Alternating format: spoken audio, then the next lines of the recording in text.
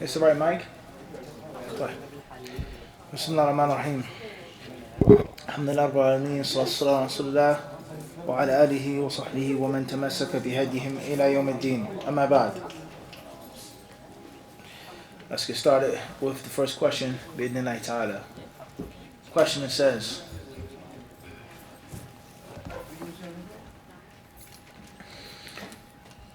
Assalamu alaikum wa rahmatullah. I'm currently pursuing a bachelor's degree in a university in America. On my path to this degree, I have fallen into cheating to pass a handful of classes that are required for me to graduate. I have made Tawbah, but sometimes fall back into cheating one way or another. I know that cheating is a very serious sin. I also realize that if I graduate with this degree and use it to get a job, my income may not be halal. Akhi, what should I do? Also, does the hadith, the one who cheats us is not from us, apply here? Jazakallah khair. Wa alaikum assalam wa rahmatullahi ta'ala wa barakatuh. If you know that cheating is a bad thing, it's haram, it's serious, then try your best not to do it. Fight yourself, fight your nafs, make yourself conscious, think about it, have certainty of its negative effects upon you, and have sabr to implement your yaqeen.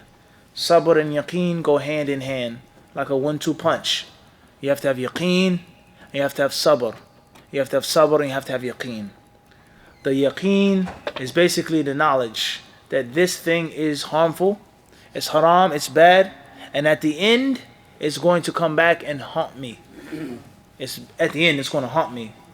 Or it may be easy to go into and very hard to get out of. That's the yaqeen. You can apply that to anything. Drugs, zina, any bad thing. Have certainty that the thing is bad, it's negative, and it's going to be harmful and destructive in the end. But knowing is not enough. Realizing is not enough. Now you must actually have sabr. You must have patience to implement what you know is bad for you. Because it's not that easy. Easily said than done. So that's the best advice I can give you with regards to what you already know about cheating. As far as what's mentioned in the question, you know that your income may not be halal. Obviously, this goes against our philosophy of emptying the cup, bringing information to the table. Who says that? If a person cheats and gets a job, it does not mean that the job is haram. It does not mean that the income is haram. It does not mean that. If you take an exam and you cheat on the exam, and you pass the exam, and the exam allows you to get a certificate, and the certificate allows you to get a job, it does not mean that that job is haram. It does not mean that. It does not necessitate that. What's meant is that you cheated on the test. You did something that you weren't supposed to do. Anything that you did there does not necessarily carry on to the next thing, especially if the job is halal. If you have a job, let's say, designing something that's permissible, mathalan, all right? You have a job, you're an engineer, for example, all right? A person is an engineer, and they engineer things, they build things, they deal with things that are totally permissible in Islam. It's not haram at all. If you cheated on your tests, that does not mean that it's haram, your income, and your income is unlawful. It doesn't mean that. It means that you got a sin for cheating. Everybody understand that? As far as the hadith, man ghashana falaysa minna, that the question mentions, he who cheats us is not from us, then the hadith is clear, and that sinning or cheating is a sin in Islam, and it's a major sin in Islam.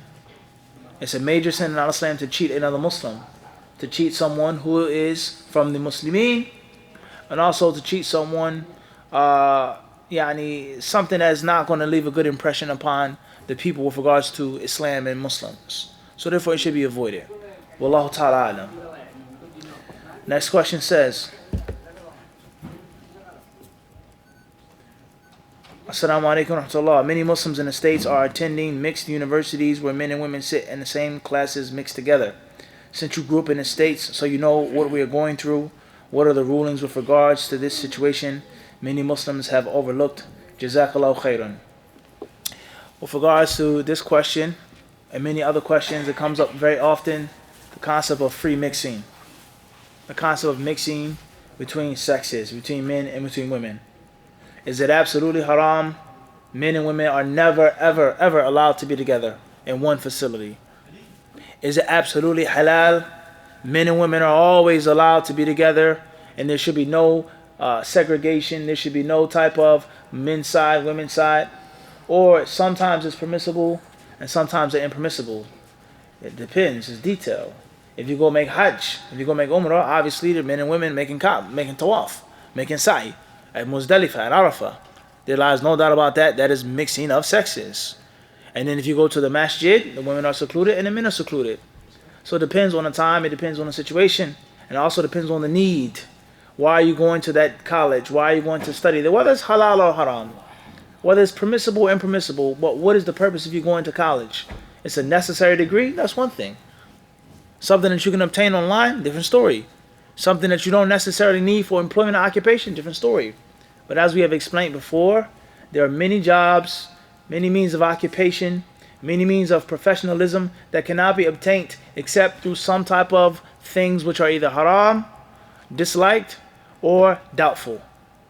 Haram, clearly haram. Disliked, clearly makruh. Not haram, but you shouldn't do it. Or something at worst, which is what, or at best, is dislikes. Mashkuk fi. It's from the shubuhat, or the mushtabihat, or the mushabbahat. It's from the things that are a bit gray. Not black, not white, but a little gray. So therefore, with regards to Muslims establishing things, Muslims administering and running their own facilities, clinics, hospitals, schools, universities, institutes, barbershops, beauty salons, and the list goes on. Oftentimes, you need to be accredited. You need to have certificate. You need to have went to school and got the proper training. And maybe you had to do something haram to get that degree. As we made an example with regards to barbers. All right, if someone is going to become a licensed barber, he may have to learn how to shave a man's beard. It's a mandatory part of getting the certificate. Even though you're not going to do it later on, but it's mandatory. The different nerves, the different types of skin, the different pieces and parts of the head and the neck and the face and etc. So if Muslims wish to establish their own barbershop and be away from the music, be away from the women, be away from this and be away from that, how are they going to do that without the what? Certification. So we have to be mindful of this. We have to be what? We have to be mindful of this. With regards to college or any other means of formal education, which is something that's haram, which is something that's disliked, or something which is what? Could go either way, it's doubtful. So therefore, my answer, as I said before, and I'll say again, there is no one absolute rule of free mixing. It is not always haram, it's not always halal, but it depends on the situation. It depends on the situation. And we know that a person has to be careful of harming himself. A person has to be mindful of getting harmed. You go to a college for a degree, for education, to benefit someone, and you may end up harming yourself. You may end up hurting yourself. Everybody understand this? Spiritually, morally, hurting and harming yourself. And then there may be another situation in which it's necessary, it's mandatory. And you may have to do something which may not be permissible, which may be disliked for the greater gain. For the greater gain. And Allah Azza wa Jalla surely knows best.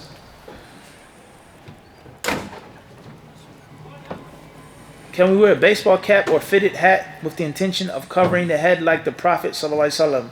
Or is it better to wear something of the lines of a kufi? My personal opinion is that it's best to wear something on the lines of a kufi. That's best. Even living in America or Canada or the UK, that's best. In my personal opinion, that's better than wearing a baseball hat. Now here we have a rock and a hard place. The first is the question mentioned with regards to covering the head, which is generally an Islamic concept. The Prophet ﷺ covered his head. It was from his culture, his tradition to cover the head, especially outside. A means of respect, a means of reverence is that men in Arabia in those times, and especially to this day as well, they cover their heads. And they consider it to be shameful for a person to be outside with his head uncovered.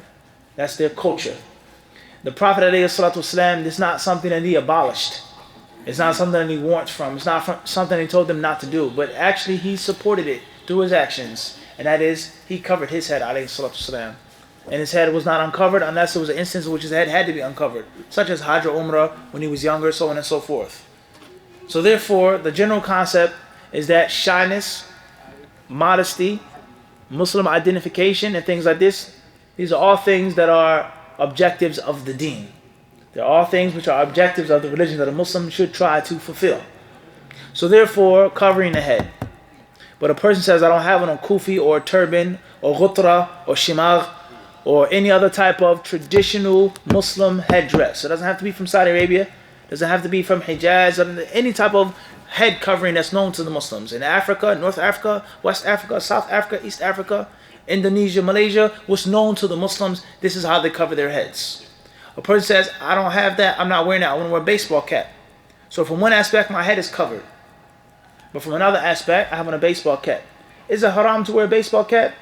As long as the baseball cap does not include a logo or an emblem or a signal that is against the kitab and the sunnah, it's not haram to wear a baseball hat. It's not haram to wear a baseball hat. If it's a letter, if it's an image of something, as far as something that's haram, with regards to tasweer, with regards to religious symbols, a cross, things of superstition, many teams, many logos, things like this, then that's one thing. But if it's just a baseball hat that doesn't include an image or a logo that's not against the kitab and sunnah, it's not haram to wear a baseball hat. Is it a means of imitating the kuffar? You can't wear a baseball hat? We can't necessarily say that. We can't necessarily say that it's haram for a person to have on a baseball hat. So therefore, if you want to make salah and you wish to cover your head and not pray with your head uncovered, perhaps it's best to put on a baseball hat. If you have the ability to wear a kufi or something of the dress of the Muslims, of course that's better. Of course that's better. Wallahu a'lam.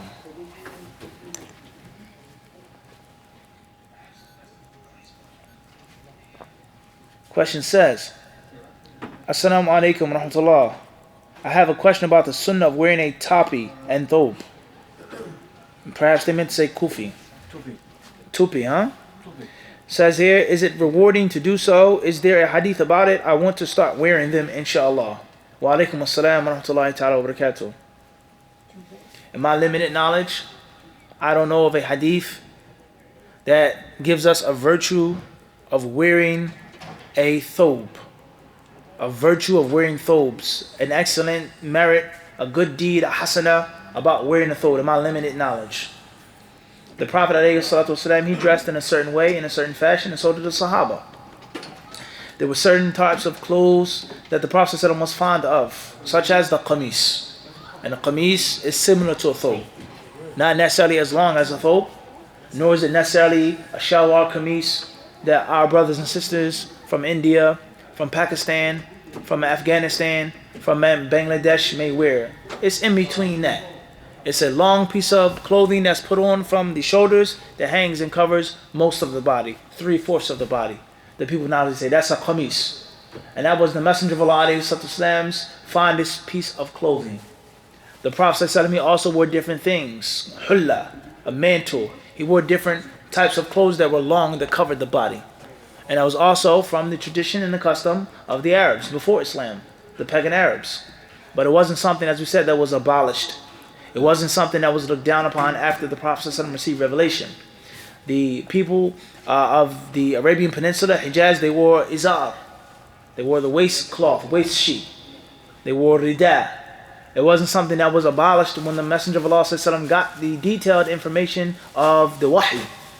So therefore, in general, if you wear a thobe with the intention of being like the Prophet ﷺ and imitating him and trying to look like him as much as you can, then perhaps you get a reward for that. Perhaps, in general.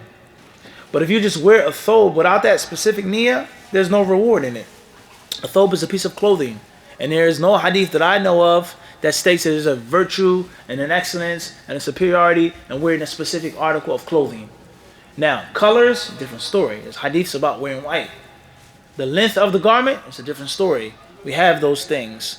And the same applies to turbans. Wearing a turban is not the sunnah of the Prophet ﷺ. It's something that he did was from his custom, the Arab custom. And until we have an authentic hadith sahih, authentic, that proves that salah is better when wearing a turban is more virtuous, until we have that, we say it's adah, it's tradition and it's custom. But wearing clothes of the Muslims, we said that's generally better. Identifying yourself as a Muslim, no doubt about that, that's best.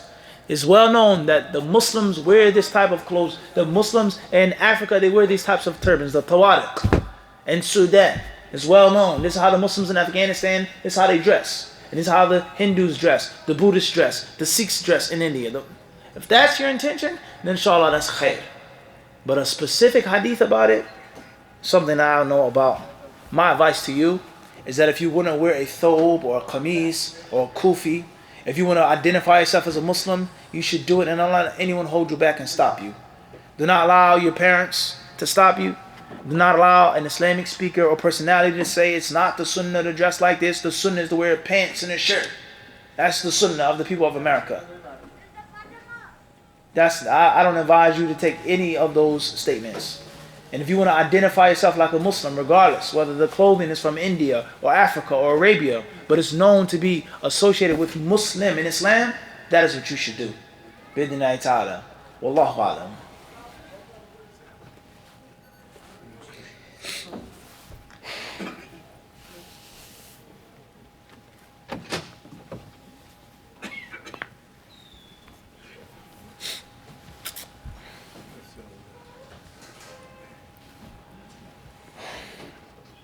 Assalamu alaikum, Sheikh Muhammad /admin. I hope everything is well with you, inshallah. I wanted your or the Sheikh's advice and opinion on an issue that came to my attention. I have a question about the fulfillment of financial rights. It is somewhat of a specific question. Basically, after my parents just having got our car repainted, I accidentally bumped something and caused a scrape in the paint. It was a busy time and I figured I would bring it up to my parents when it was a good time. It was a minor scrape and I didn't think much of it. However, my parents thought the scrape was a result of a poor paint job by the dealership. It is a large dealership, in between parentheses. They took it back and the company repainted the area for free. I did not know anything about this until after the fact. I figured since it happened by accident, I was not responsible for the mistake and moved on. However, upon learning more about Islamic rulings about financial rights, I recently realized that I could be financially responsible for this, and I might be responsible for repaying the cost of the repair. It has been almost a year since the incident. My questions are, am I responsible for paying the dealership for this repair? If so, how should I pay it back? Obviously, the dealership will be confused and perhaps even suspicious if I walk in trying to pay for a year-old minor repair. Finally, I'm a student and the majority of my costs are covered by my parents. I do work and I can save up the money to pay it back, but this will take some time. It says here, can I save the money up and just pay it without my parents knowing? I hope this question isn't too long. Jazakallah khairan for your time and assistance. Wa alaikum assalam wa rahmatullahi wa barakatuh. May Allah reward you with good in both worlds.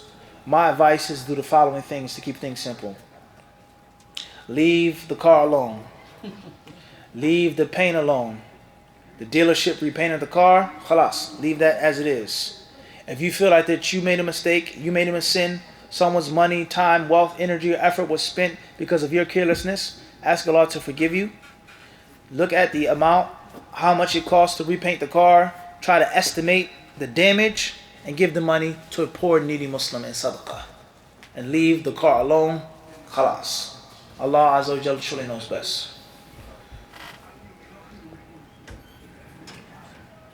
Assalamu alaikum. My question is regarding one who suffers from anxiety and how it affects the prayer and its quality. Between parentheses, khushu'. In days which my anxiety is triggered, I find it hard to concentrate in the salah. One of the symptoms of anxiety include racing mind, where the mind is constantly thinking and it is very hard to ponder in the salah and its ayats. On rare occasions, I don't know if I prayed 4 rak'at, 3 rak'at, or muddled up the whole salah. Must the person suffering with anxiety, racing mind, pray until they gain proper khushu'? Also, after one has completed one salah and does not know if they prayed the proper amount of rak'at, pray again. Wa alaikum assalam wa rahmatullahi ta'ala wa barakatuh. Once you finish the salah, no matter what salah it is, salat al-dhuhr, salat al-asr, salat al-maghrib, any prayer that you make, and you make the taslim, you finish the salah, don't think about the salah. Do not reflect, do not ask yourself, what did I do, how much did I pray? The salah is done, it's over, khalas. And the only time you start thinking about the salah and going back and thinking about reinstating the prayer, if you're sure that you left out something that's necessary from the prayer. when you're sure. And if you're not sure, if you have very, very, very strong suspicion, I'm almost sure that I only made 3 rak'ahs instead of 4. If that's the case, then you sit and you figure out what you did wrong and you do it again and you cover yourself and take precaution. But if you're doubtful, if you suffer from anxiety, or as it seems from the question, you suffer from al-wasawis, from the whispers of shaitan, having a second head in your voice, having a conscience that's hyperactive. If you suffer from these problems, do not think about the salah. Move on, move forward, bidnillahi ta'ala. Don't worry about the khushu'. Don't worry about the concentration. If you made the salah and you didn't understand anything that you said and did, don't worry about it, because you have a condition. And the moment you sit, you think, you stop, and you keep making up the prayer, your condition is going to get worse. The waswasa is going to become stronger. The shaitan's whispers are going to go greater. Your subconscious is going to take more and more power and control over you. And you're going to ruin yourself even more. So bi'idhnillahi ta'ala, try your best to work on your anxiety outside of the salah. Try your best to work on the khushu' inside of the salah.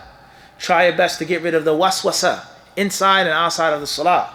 What's important is once you finish, do not go back.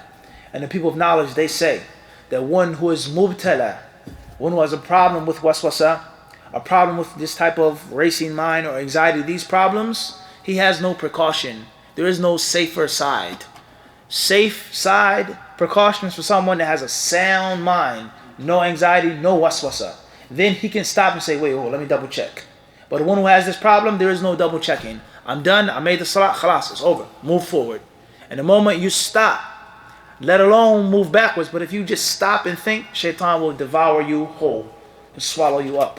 And the waswas will become stronger and stronger and stronger until you lose control of your mind, your heart, and then you don't know about wudu.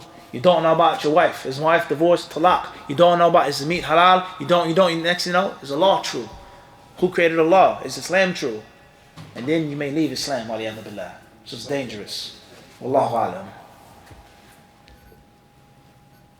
Assalamu alaikum wa rahmatullahi wa barakatuh. Ya Sheikh Akhi /Akhi, Sheikh /Akhi. Since you're a graduate from Islamic University of Medina, I would like to know, how do they really accept student, and how can I increase my chances of getting accepted after making dua to Allah? Secondly, how is studying at the university like, workload, etc.? Can I personally also get a recommendation letter from you? If yes, all praise and thanks is to Allah. If not, jazakallahu khairan. Wa alaikum assalam wa rahmatullahi ta'ala wa barakatuh. First and foremost is you should thank Allah for giving you the aspirations to seek knowledge. You should thank Allah for giving you the sweet taste and the appreciation of the taste of ilm and seeking ilm bi'idhnillahi ta'ala. And this is from the signs that Allah wants good for the servant. As our beloved Messenger ﷺ has told us, those people that Allah wants good for, He gives them fiqh of the deen. The sign that Allah loves the slave, the sign that Allah is wishing to bless the slave, is that He gives the slave fiqh fit deen. So therefore, that's something you should thank Allah for. And not all of us have this appreciation. Not all of us have this understanding. There's some of us who are blind. There's some of us whose senses are totally dead and dull and numbed. We don't know, nor do we wish to know about ilm and about seeking ilm whatsoever. And the same applies to any other aspect of life. There's some people that have a natural knack for fashion. Naam Sheikh, they're naturally nice dressers. Naturally dapper by nature. They have an appreciation for fine things, for fine food, for fine certain things. And some people just don't have it at all. So you having it is a ni'mah from Allah Azza wa Jal. But it's not enough. It's not upon you to feed this monster even more. To feed your natural taste for ilm and allow it to grow and to develop until the knowledge consumes you. And the only thing you think about in daytime, in the nighttime, is knowledge and seeking knowledge. Within the nighttime, become consumed in ilm. Because that's a blessing by Allah Azza wa Jal. And whenever Allah gives a slave a talent and a natural ability, there lies no doubt the smart slave and the wise slave is the one who, he nurtures it. You're naturally good at basketball, so now you play basketball, you train, you go to the camps, you read the books, you watch this, you look at the footage, and you become totally engulfed in basketball. And your hard work ethic now goes hand in hand with the natural talent. And the natural talent goes hand in hand with the natural desire and love and passion for the game. And then it's just perfect deal. So this is the concept of seeking ilm. Allah gave you the ability to want it. Allah gave you the ability to desire it. Allah gave you the natural love and appreciation for ilm. Step number 1. Step number 2, inshallah ta'ala, hopefully you also have the talent to read, to memorize. But that's not enough until the third and final step, which is to obtain skill. And that is through studying, through learning, through spending all of your time to seek ilm and to travel and to sacrifice, especially in your youthful years. So that's first and foremost. As far as the Islamic University of Medina, then basically, bi'idhnillahi ta'ala, if you have the ability to go to Saudi Arabia and take a personal interview, that's best. Bi'idhnillahi ta'ala. If you're 18 years old, 19 years old, that's even better. If you've memorized the entire Quran, that's even better. If you study some of the seerah, you know some Arabic, that's even better. If your family, if you're second, third, or fourth, or even older than that, long generations in America, then that's even better. If you come from a minority background, if your family's from Somalia, if your family's from Pakistan, if your family's from Kuwait, if your family's from Lebanon, inshallah you can get accepted as well. But they look at someone whose family is Christian based, someone who comes from a Jewish background, someone who has Islam is a minority in the family. They give precedence to these types of people. Everybody understand this? There's no doubt about it. It's important. Everybody understand this? So you have to think about this. How many students of knowledge do we have? Let's say, for example, you see what I'm saying to you? From Mexico. They're going to give precedence. People in Mexico need Islam. People who come from Mexico that come to the United States, they need Islam. They need scholars. They need du'ats. They need imams. They need teachers. So they're going to do what? They're going to give him precedence because he's a minority. Someone who comes from Somalia or Lebanon or Kuwait, he needs to learn too. But it say you come from Kuwait, you come from Lebanon, you come from Somalia. There's a rich history of ilm from your country.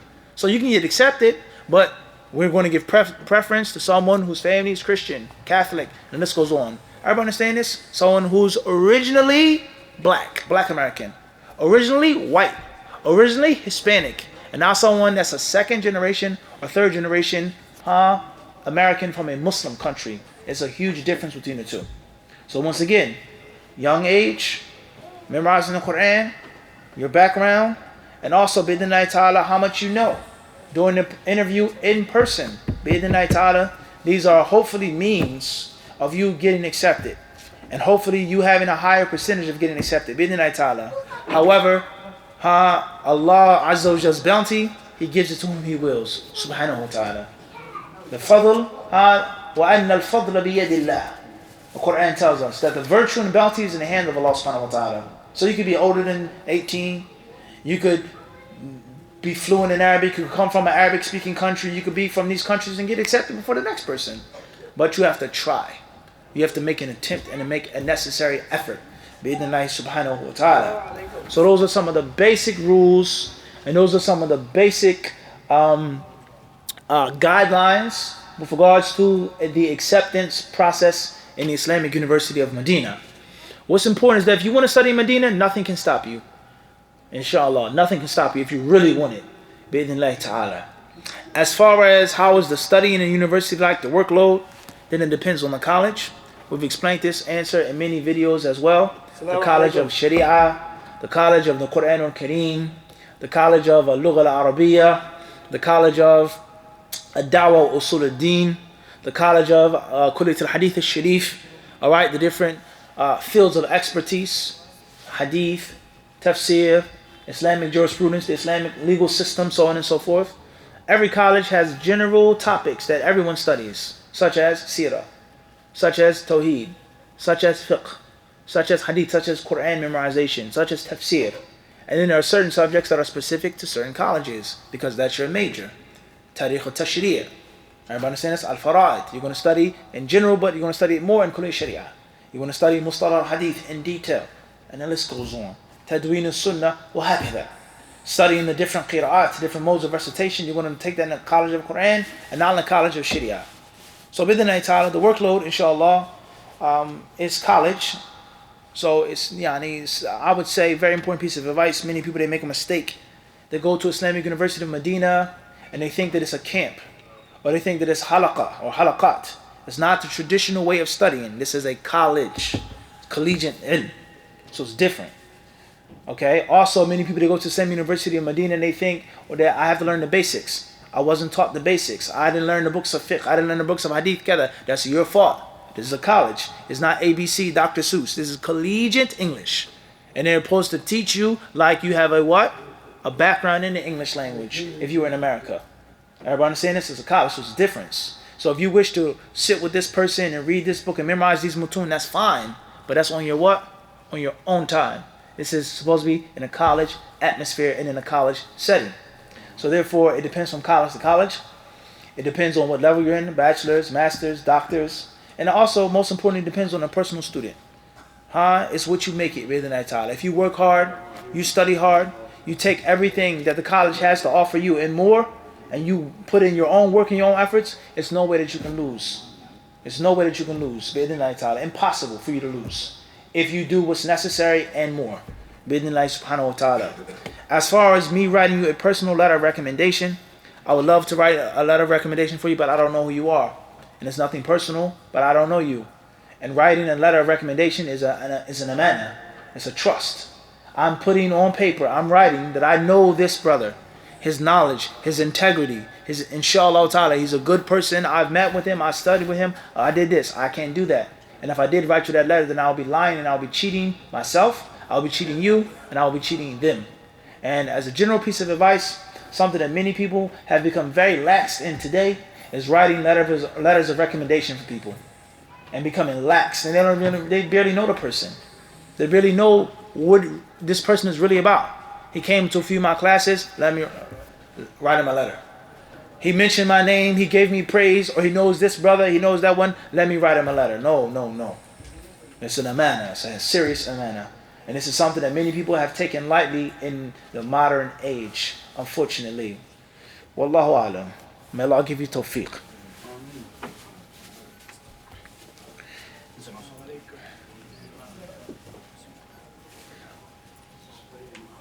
Assalamu alaikum, jazakallah khairan. Got this, it says, Assalamu alaikum, got this from a new Muslim. Please describe the process of Islamic divorce. Wa alaikum assalam wa rahmatullahi ta'ala wa barakatuh. To keep things brief, divorce in Islam is something that is permissible. It's not unlawful, it's not haram. Sometimes divorce in Islam is disliked.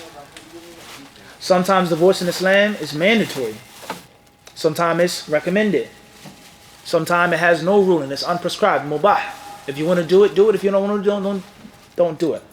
So it depends on the situation and the scenario. As far as the actual process of the divorce in Islam, then when a man cannot live with a woman cannot live with a man, they cannot agree, they cannot get along, they can't live in harmony for one reason or another, then they should try to iron out the kinks. They should try to reconcile. They should try to get advice, to get counseling, to get therapy. What's the problem? Why can't you guys get along? Why are you always fighting? Why do you hate your wife? Why do you hate your husband? Why do you say these bad things to each other? Why are you fighting and abusing each other? They should try to get Islamic counseling. They should try to get professional counseling. Islamic therapy and professional therapy, as long as it doesn't go against the Quran and the Sunnah. If this doesn't work, or if a person is just unwilling to get help and unwilling to get therapy, if they have a full cup, I don't want to get help. I don't want to be with him no more. I don't want to be with her no more.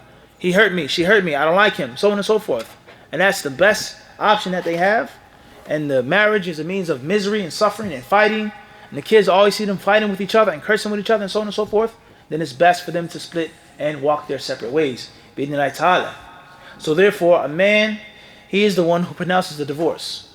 He divorces his wife. And he should divorce his wife at a time in which he did not sleep with his wife. He should divorce his wife at a time in which she is not menstruating. She is not menstruating. If she isn't menstruating, then there's only one or two things. Number one, she's pregnant. Or number two, she's in a pure state, but you did not have sexual intercourse with her in that pure state. Make an example of this. A woman, her period was on Monday. Okay? Tuesday morning, she's tahir. She's clean, she's pure. She's not menstruating anymore. Everybody understand this? The husband divorces his wife on Thursday. She's still in a pure state. She did not get a second menstrual cycle. And he had sex with her on Wednesday. It should not be done like that. Do not divorce your wife in a state unless she is pregnant, or unless you have not have sexual intercourse with her. As far as if she's mincing, or as far as if she's clean but you had sex with her, then you should not divorce her in that state. You should not divorce your wife in that state. Everybody clear on this? Hopefully be the nice subhanahu wa ta'ala. Also, the divorce, it should not be made in a state of severe anger. The divorce should not be made more than one time. Only one time the divorce should be made. It is recommended to bring 2 witnesses to testify that you divorced your wife. It is recommended that you divorce your wife with a clear mind and a clear head. You sat down, you thought it over. It's not a rushed decision based off of anger, rush, frustration, rage, hurt, and jealousy. Because when you have these emotions, your judgment is severely clouded. It's severely clouded. You may divorce your wife and you may regret it later on. What was I thinking? Oh man, she says, I don't want to get remarried to you. I don't want to come back to you. So level-headedness, very important state. So therefore you divorce your wife. Once you pronounce that divorce, you say those words, then she is to remain in the house of the husband for approximately 3 months, 3 menstrual cycles. She's not to go back to her father's house, her mother's house. She's not to go back to her own house. She's to stay in the house of the husband until the iddah period is finished. And the purpose of the iddah period is for the husband to realize and to think about what type of woman he has. She's a good woman. She has this issue. She has that issue. But she has other virtues. She's beautiful. She's attractive. She's righteous. She can cook. So on and so on and so forth. She's to live with him for 3 months. For him to realize that don't let this woman go. And for the woman as well to try her best to win and curry the favor of her husband. Don't let me go. Think about what you're going to lose. Think about what you're going to miss. And if it doesn't work after 3 menstrual cycles, then they part ways, alhamdulillah. As far as if the woman, she wants the divorce, and she's displeased with the husband's character, she's displeased with the husband's physical stature, she's displeased with the husband's deen, there's something that's majorly wrong with the husband that prevents her from living in harmony and being a good wife with her husband, and she asks for the divorce, that is permissible as well.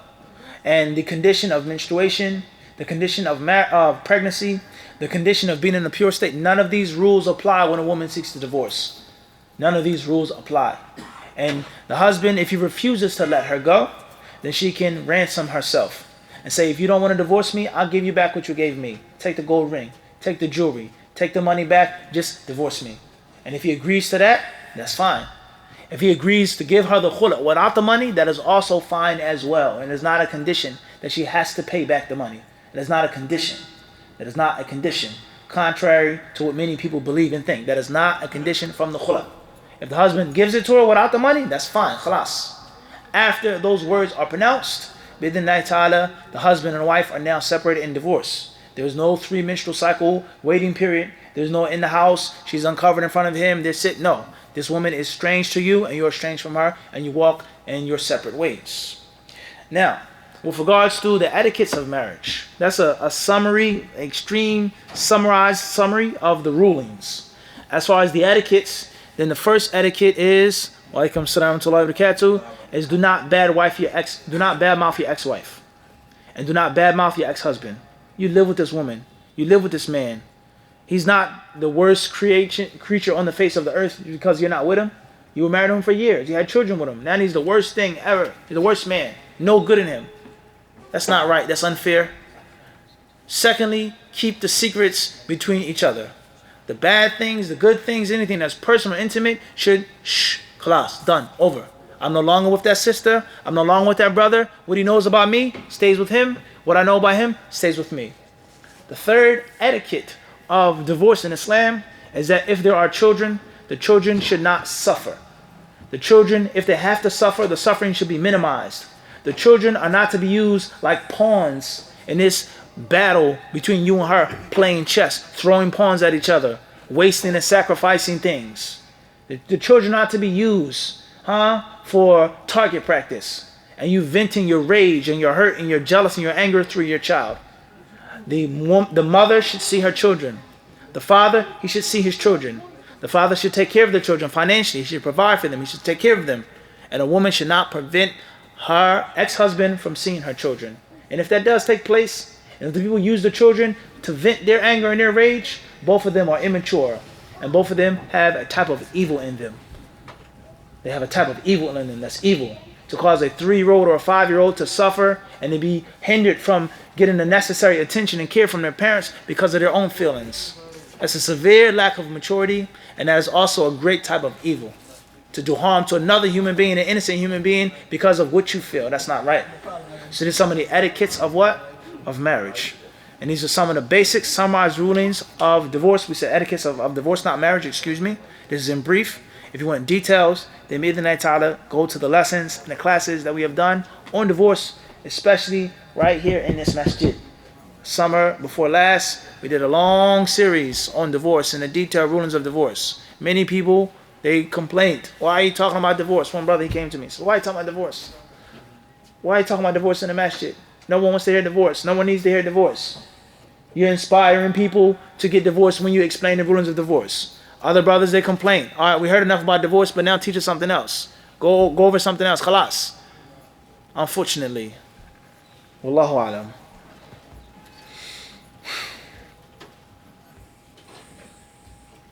Assalamu alaikum. I have a few important questions to ask you, and I hope you are able to answer them for me. This is a long one. Please forgive me. Once, I and about 5 other friends robbed a fellow Muslim. He came to buy illegal drugs from one of my friends, but we decided to rob him. Of about, I think said 3,000 maybe pounds. I want to repent, but I don't know where he lives. Should I now give this amount in charity on his behalf?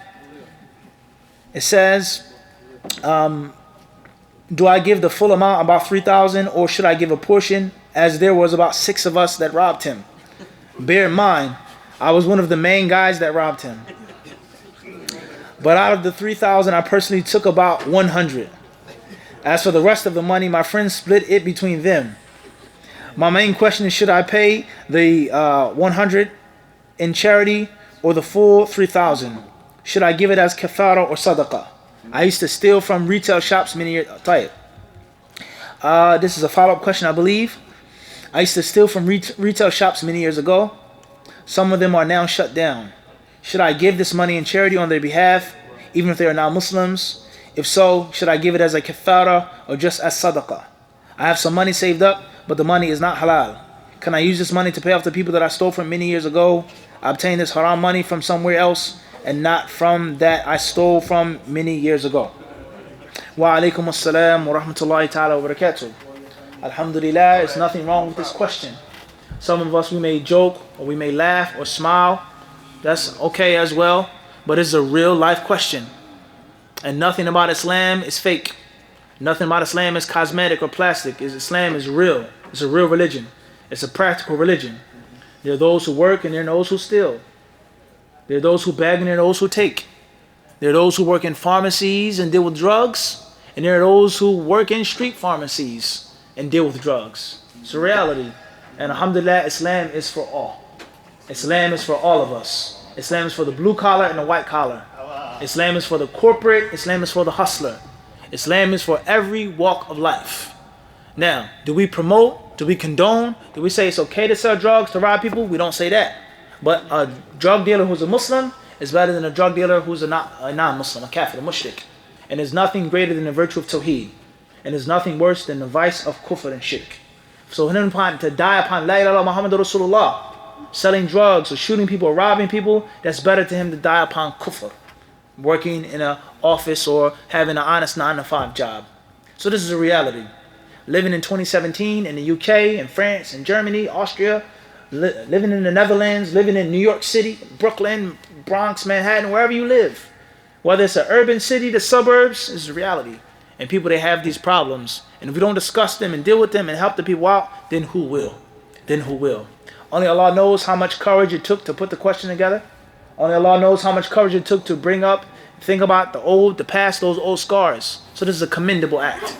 This is a commendable act. And we ask Allah Azza wa Jalla to help this brother or sister, we don't know. Could be a sister, Allahu Alam. It's possible. Women stick up people as well. Naam. Sometimes the most notorious, the best ones. We don't necessarily know. What's important is that we ask Allah Azza wa Jalla to help whoever this questioner is. As far as the answer, then alhamdulillah, make tawbah, make repentance to Allah subhanahu wa ta'ala. But the question is, were you a Muslim or were you a non-Muslim when you did this act? If you were non-Muslim, total different set of rulings. If you were a Muslim who was selling drugs and robbing people, then there's also a different set of rulings. So bi'idhnillahi ta'ala, if you have the ability to pay back all 3,000 pounds, then that's the safest thing to do. If that's a lot of money, if it's burdensome, if it's a hardship upon you, then at least pay back what you took and put in your pocket of 100. Even though you were a major contributor, as you said, to robbing and taking all 3,000, but you just pocketed 100. So therefore, if you can pay back the full amount, that's best.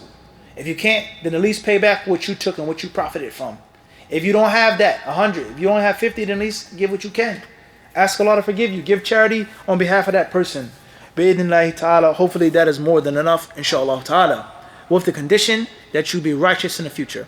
With the condition is that you walk straight. Say straighten up and fly right. With the condition that you straighten up and then you fly right in the future. Bi'idhnillahi ta'ala. That's the most important thing. Is that you do good for what remains of your life. And not to focus and worry about and get stuck on the past. And to be overtaken by grief. But what am I doing with my life right now? I used to sell drugs, but I'm not doing it anymore. I used to rob people. I don't rob people anymore. I used to be a gangster and a hustler and this and that. But now I'm warning people from following my path. And it's not cool. It's not hip. It's not fun. There's nothing cool about causing misery to others. There's nothing cool about spending 25 years out of your life behind bars while your wife remarries or cheats on you. And your children grow up without a father. And they have to drive 4 or 5 hours to see their brother, their uncle in a prison. That's not cool. Taking a shower, nothing about that is cool and hip. No matter what movie you see, no matter what rapper you see, talk about it and romanticize it, people who have experienced these things, they'll tell you it's not cool. And as a wise man once said, he said, war is enjoyable by all those who have never experienced it. He said, war is enjoyable by all of those who have never experienced it. So therefore, watching a movie about Vietnam, listening to this song, playing a video game, it's fun, killing, Call of Duty, this and that. But the person that was in that jungle, the person that was freezing, the person that had to kill people and shoot people and do this, and none about it is fun. It's not a game, it's not a joke. So that's the reality of the street life. Nothing about the street life is fun. So if you lived in the street life and Allah put you through that test, alhamdulillah. What's important is that you be righteous in what remains. And you warn people from following you. Warn your little brother, warn your little cousin, warn your siblings, do not follow me.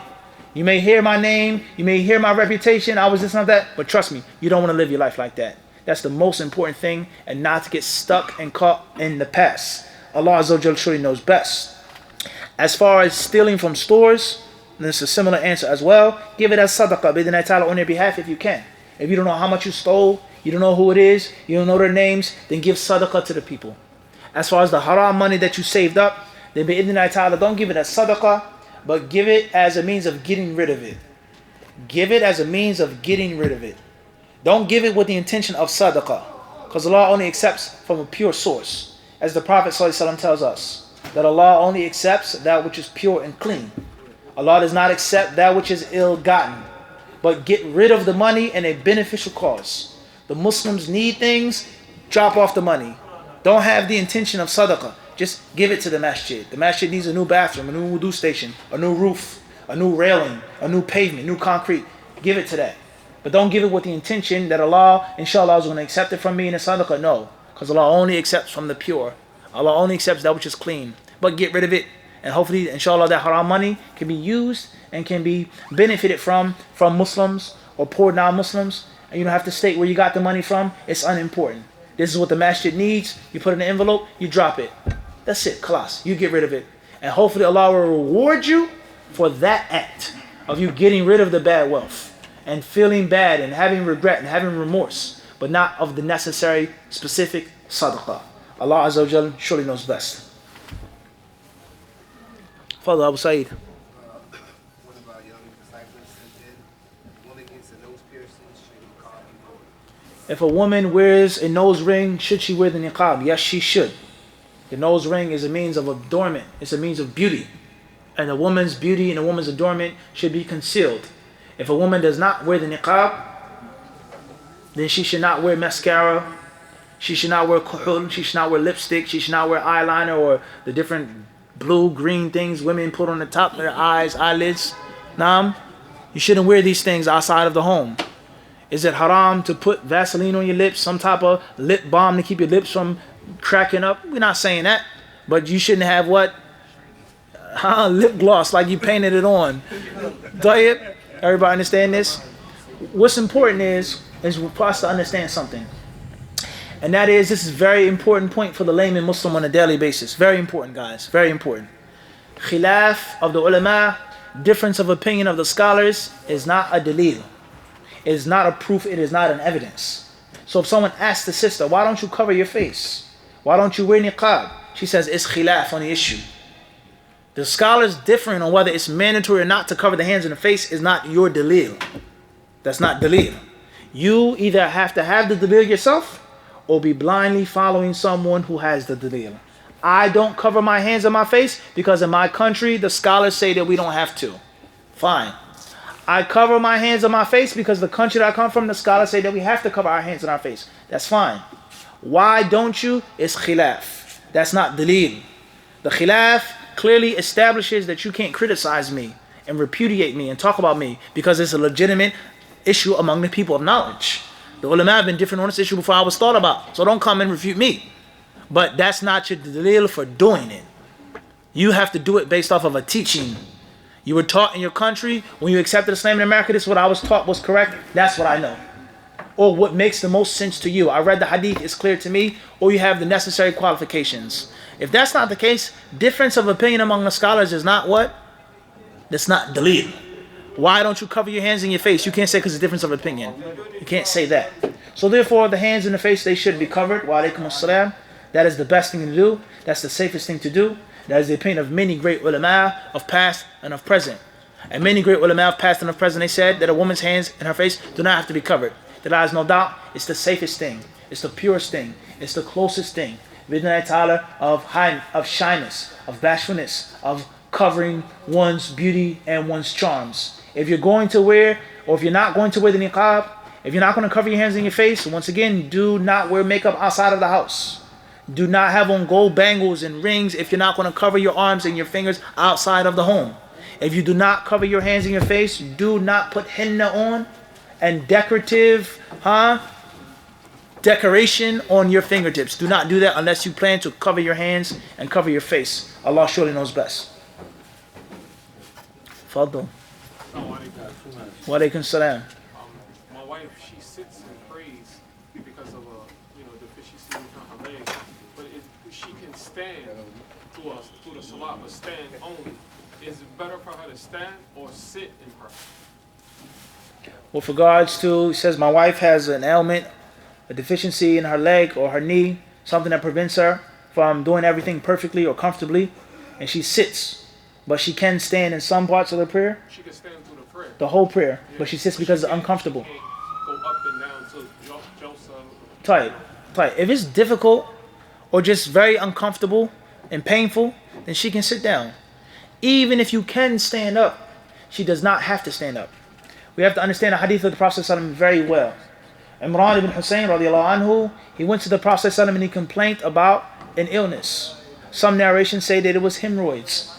And he says, I have a problem with this. The Prophet ﷺ, he said, Salli qa'iman. فَإِن لَمْ تَسْتَطِعْ. He says, pray standing. And if you can't pray standing, then pray sitting. What's meant by if you cannot pray standing does not mean فَإِنْ عَجَزْتَ عَنِ الْقِيَامِ. يعني فَإِنْ شَقَّ عَلَيْكَ الْقِيَامِ. Hadith means if it's burdensome, painful, or difficult to stand up, then sit down. And it does not mean that you have to die in order to sit down, as most people think. They think that. That's the literal translation of the hadith. That is not the proper understanding of the hadith. In other words, I can fast today. I can fast. But my tooth is really bothering me. I went to the dentist. It's really hurting. But I can do it. I can suck up the pain. I can go through it. I can last to 8:30. But it's uncomfortable. It's very uncomfortable, and I would like to take some painkiller. It's permissible to do what? Break the fast, even though I'm not going to die, and I can fast. But I can fast with a what? A difficulty, a mashaqqa.